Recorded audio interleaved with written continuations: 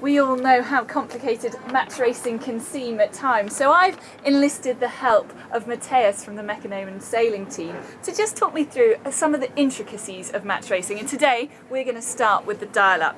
Yeah. So Matthias, we have a port and starboard entry boat. This is the starboard, this is the port. They enter at 4 minutes to go. Just talk me through what happens after the 4-minute gun goes. Yeah. Well, typically you try to go into the start box right at the 4-minute signal.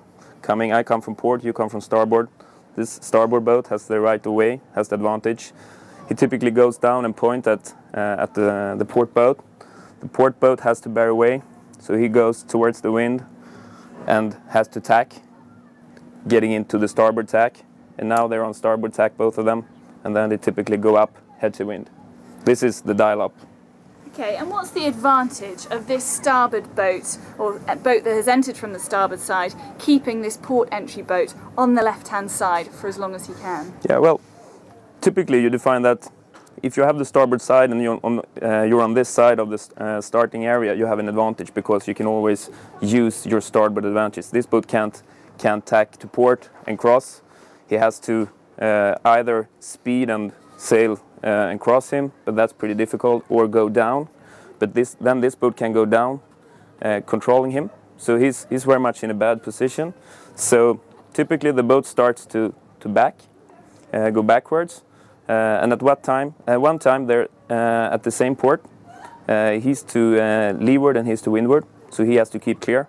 And at one point he typically bears off to port and sail away, and the other boat try to go after. Okay, and if this boat heads off on port, as you say, and this boat follows, is it quite difficult for this boat to have enough speed and maneuverability? Yeah, because this boat that's sort of control the situation. If they are like this, he tries to go head to wind and go down using the sails to port when he has the longest way to go to port. So he can go whenever he wants. So he starts that sequence and he tries to follow. And quite often we've seen boats sitting head to wind like this in the dial-up, and then this boat coming round, breaking free earlier, this port boat struggling to get going, and actually this guy coming round and having another go at this boat. Yeah, exactly. That's very much a dream scenario, so to say, for the starboard entry boat, because then he can come once again, and then he has pretty low speed. He's low speed.